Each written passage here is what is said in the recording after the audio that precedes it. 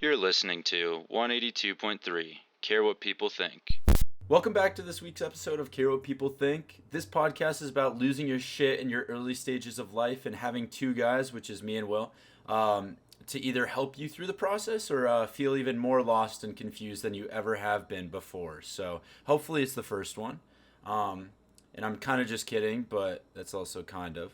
But before anything, make sure to leave a review or rating for this podcast because it means a lot to us, and you guys are special. So I want you to keep listening.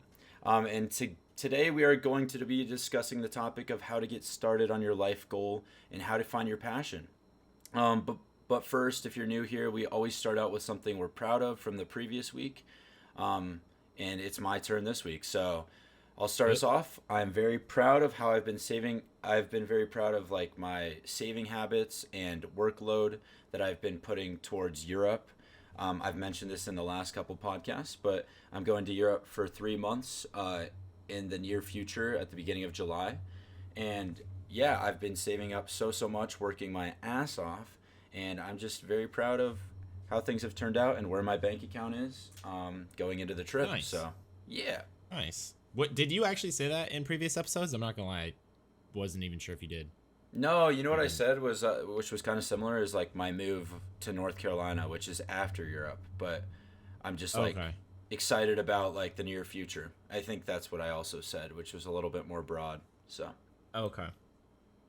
Nice. Well, that's man's getting a.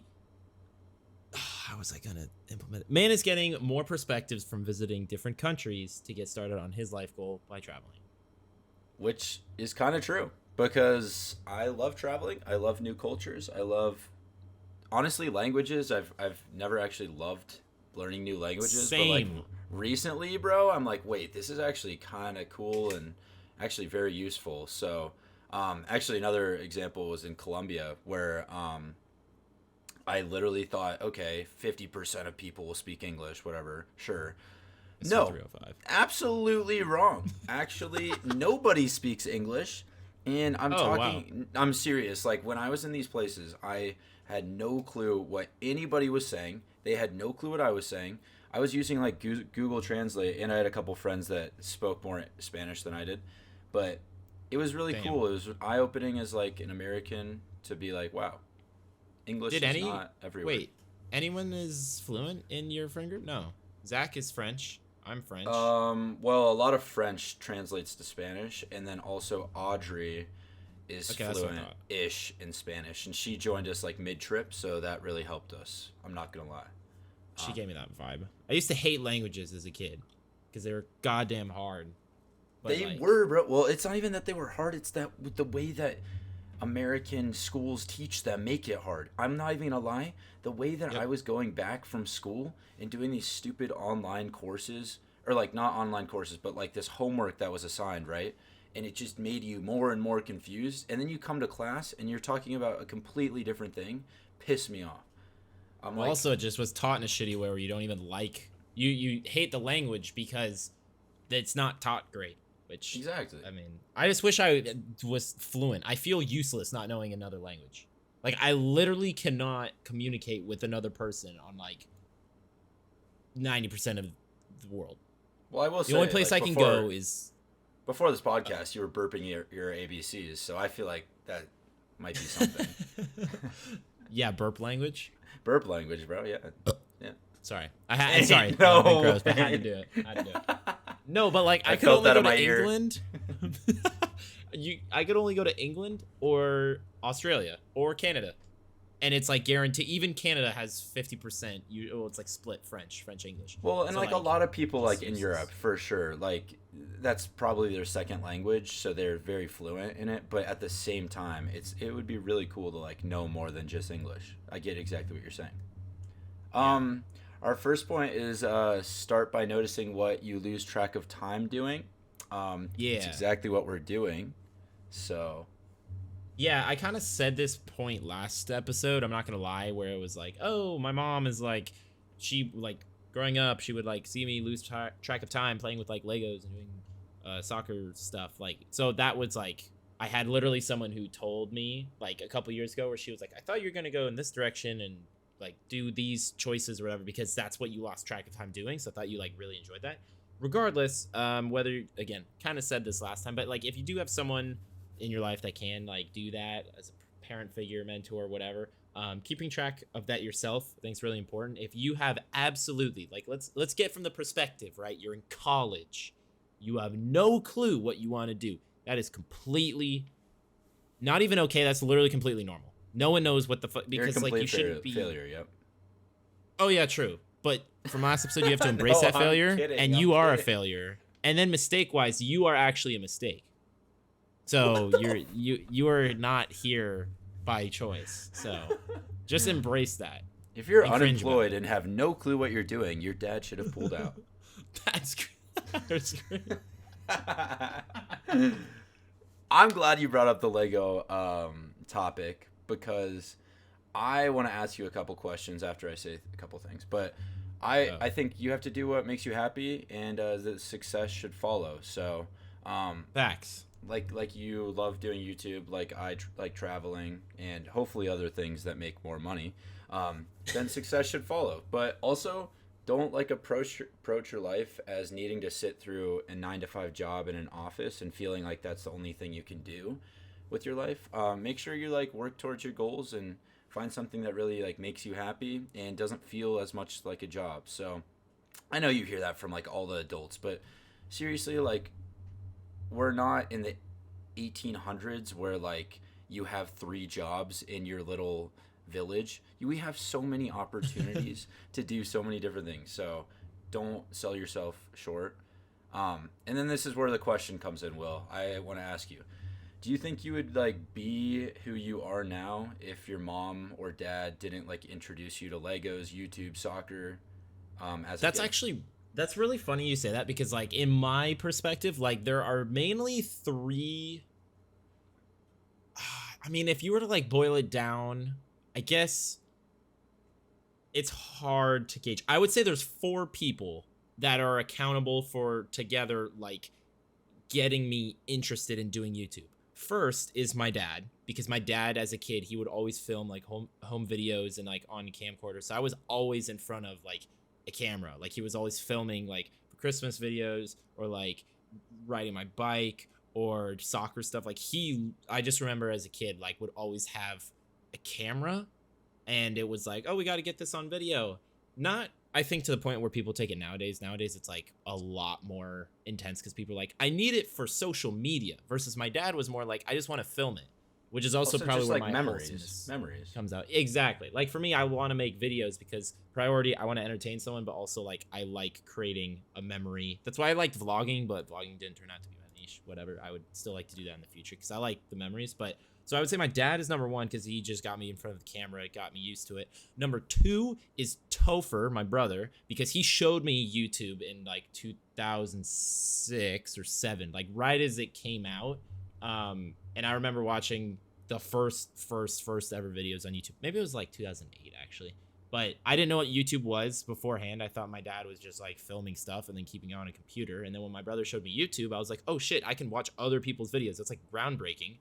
And then my friend Owen, he was the one that actually taught me like you can make an account and just upload your own videos. That was like the first time a person, so like I had the step of someone got me in front of a camera, and then my brother showed me where people post videos, and then Owen was like, dude, you can post videos. And this was when we were, I mean, maybe it was kind of a balance between me and my dad and Owen, because I did Lego reviews starting out. That's where I got all distracted with the time with Legos. But like I did Lego review stuff. That was the main way I thought I could make videos because I had a bunch of Legos. And then Owen was like, no, we could do gaming stuff.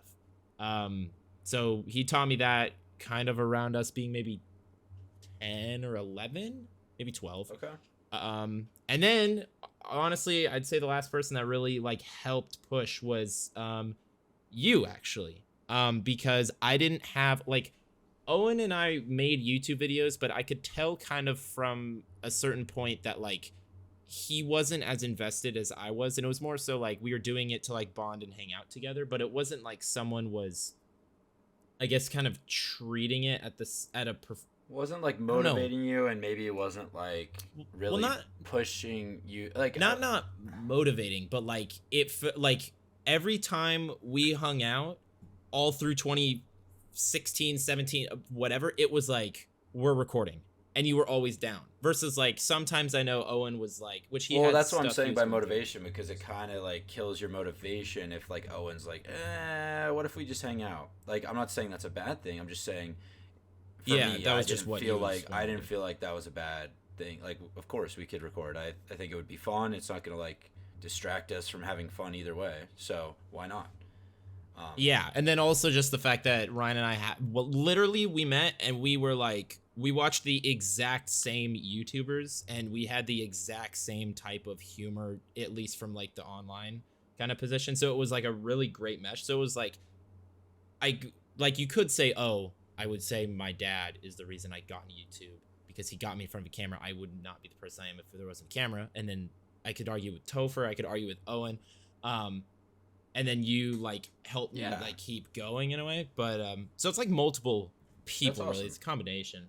I mean, I could say the same thing about like my travel experiences. Like, I was just about my to friends ask. that are literally like from all around the world, right? That just kind of boost like my interest to travel and like see different cultures. And I think it's a huge perspective shift when you have friends that are interested in something that you also soon realize that you are interested in. You know, and for you, it could be even like a father figure that records you when you're a little kid. Like, I don't know, that's really cool.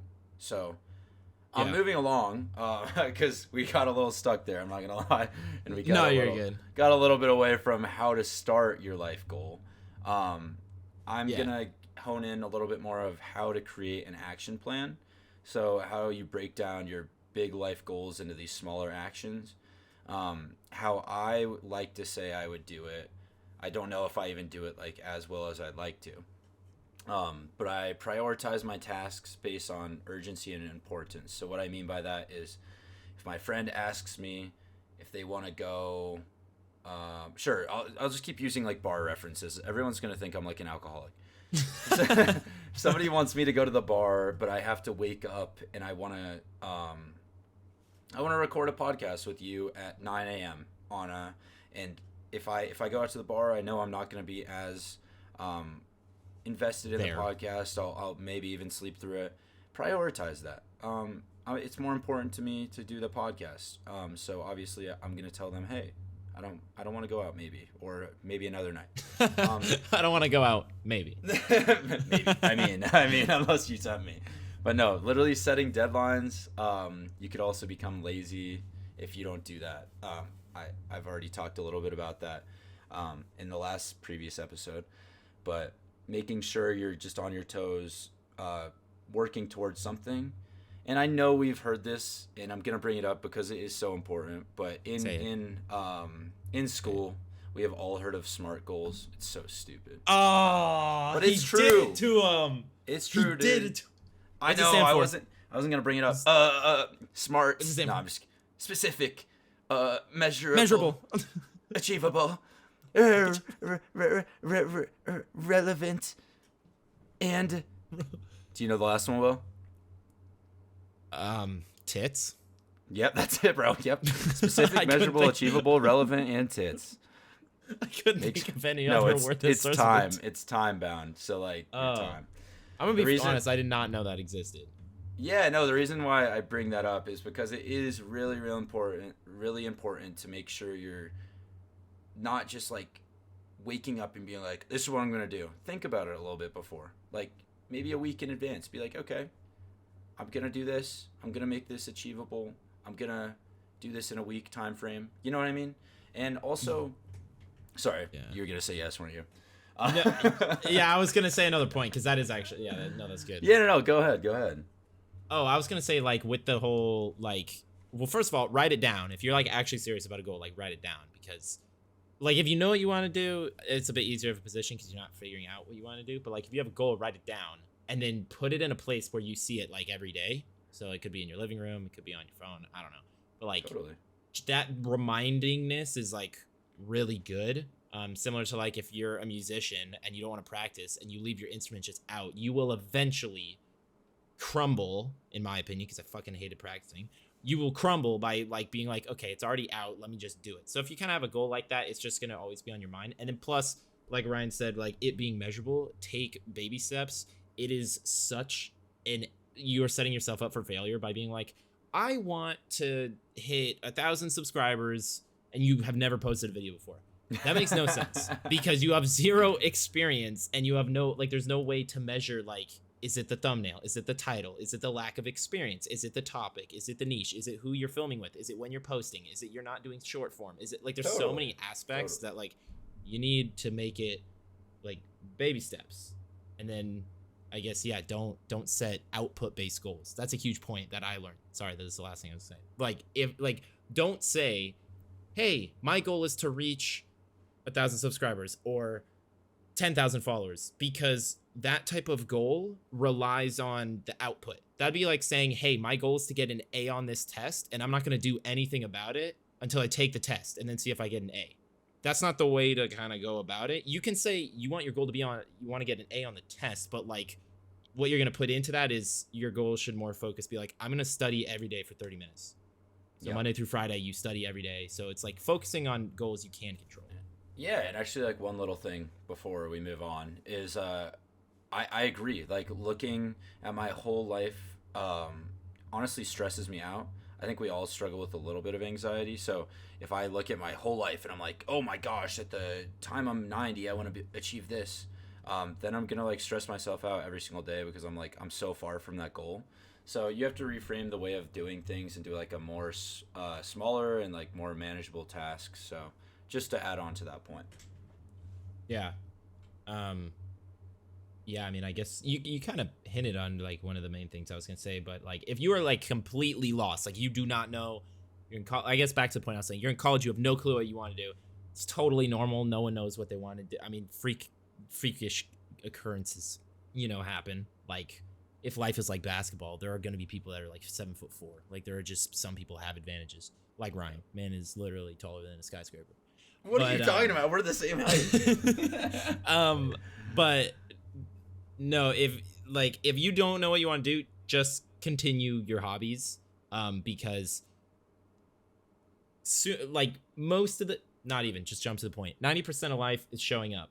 And so if you just do your hobbies and you just show up, eventually over time you may show up and there may be someone that is, like, I guess, important there. So if you, like, are super determined with soccer and you show up, literally you show up every game, every practice, whatever, there may be a scout one time at a game and then they see you and they're like, boom, you're good, and then you move on. Like that type of, but it's just it's all about showing up. So just continuing to do your hobbies. If you have no hobbies, that's problem number one, I would say, because I don't know about you. Technically, no hobbies is a hobby. Technically. Am I wrong? Tell me I'm wrong. How? Okay, so having no what is hobbies your Saturday? Is technically a hobby. So what's your Saturday look like? Nothing. So nothing That's is a hobby. Yep. Technically. Okay, so what do you do when you're doing in nothing? a chair? Because technically a hobby. You're sitting in you're sitting in a chair. Technically a hobby. That's not nothing. Tell me it's wrong. You can't be on your phone. Because that's doing something. No, that's true. I know. Sitting in a chair. That's a hobby. I like sitting. I like waiting in lines. Hobby. Boom. I like going to the doctor's appointment. Okay. If you don't have a hobby, that's all that I'd say that's priority. Just, like, start trying shit. Do stuff. If you wake up one day and you're like, I want to make a podcast, fucking do it. That's what Ryan did, and look where we are. you talking about this podcast? Because if you want to do something, just try things. No, honestly, we're terrible at this, but it's actually an amazing time, and I am enjoying this more than I ever thought I would. So yeah, try things. Also, Will said it pretty well, but treat these as, like, important commitments just as much as, like, working a job, right? So make sure the important things like hobbies are accounted for. I love travel. I'm going to make time for it. And then also another way is if you have, like, close friends or families that also like these hobbies, maybe they don't even have to like them, but just maybe ask them if they want to join. It makes them more social and enjoyable to do. So and then also another thing is, like, remembering to say no to commitments. I think Will's pretty bad with this. I'm not gonna lie, right? You're terrible at saying no. No, I literally am. Yeah. You actually mentioned. I'm not even. I wasn't even trying to out you. You just said, you said that a while back. But I say no a lot more than I used to. It prioritizes my mental health sometimes. I'm not even gonna lie. Like, saying no to some things that just don't make sense is okay. And honestly, a great. What? Oh my god! My guy just melted. What do you want to no. expand? Okay, I'm gonna be. Yeah, I do want to expand. So, okay, picture this. Close your eyes. Take a deep breath in, and a breath out. It is 2020. Fall Guys is popping off. We are playing Fall Guys. It is a Friday night at 9:14 p.m. I'm playing video games. Ryan and I are playing video games. I hear the door slam. I don't know where you're going with this. I hear the door slam. Bro, these 3 girls just wanted to have like a foursome with me. I just had to tell them no because what the fuck? I had to lock my door. Like, what is that behavior? I'm trying to play Fall Guys. God. And that's how I knew this dude was a bro. That's in those moments you say no. 3 girls come up to you and they want to fuck you simultaneously? Bro said no. And the funniest part is that you could hear them in the background because my mic was probably 10 feet from my door. So yeah, they so you just hear banging on the door. Me. Oh my gosh. Yeah, so if you ever are struggling to say no, it's possible to say no to literally the most random situations. Bro got offered a foursome in 3 seconds because a party was outside. Make sure you prioritize. That's all I'm going to say. That's literally all I'm going to say. But this is a perfect lead-in because you have to celebrate the milestones in the progress. So let's just say I said yes to the foursome. I would probably still celebrate. I'd be like, damn, I really prioritized. But, which is crazy. It was also very sarcastic. But to bring it back to like a more realistic situation, saying no to going out and then hopping on this podcast, I'm going to treat myself. I'm going to be like, wow, this was a great episode. Honestly, after every oh my god, I'm going to restart. Honestly, after every episode, no, for real. We just like kind of have this thing where we're like, wow, that was a really good episode, or wow, that was all right, but we tried, honestly. And I think like using these celebrations and then we really drink. Like shows me and then we get hammered. No, but it shows me that like, okay, we know that we did a good job, and as like a goal of we're gonna finish this podcast and we did a good job, it makes me like happy. And these small achievements or big achievements, whatever they are so important to success. And you're right, drinking a little, smoking a little, having fun, whatever it is. Crazy. Once in a while, in moderation. You want to do a podcast drunk? Hell yeah, I do. I think that's going to be... We're not going to say anything relevant. I'm not going to lie. I haven't been sober for one of these yet, but fair enough. Okay. Yeah, true. And I'm recording these in my car. Yeah, I'm actually... I'm on a tube, an inner tube, in the middle of a lake in Colombia. I'm in Colombia right now. No way, dude. I thought you were like kind of tweaking on some coke. Is that what's going on? I'm in the Airbnb you were in when you... I thought that was you, bro. You were the only person speaking English. That's what it was. You just saved me. I didn't know where I was going with that joke. Dead joke. Dead. I was just like sitting in the chair. That was funny. Haha. But no, I agree. Little milestones make up, make up a lot. It's really good to just celebrate just small wins. I mean, they do that at work. Like every job you have, I swear, they'll be like, oh, we did something in this quarter. And I'm like, what the fuck's a quarter? And then they'll give us like food. And like those little things are good in a team for like keeping good, like high morale and everything. So it's definitely important if you're just going to like, you need to do it to yourself. It's super important.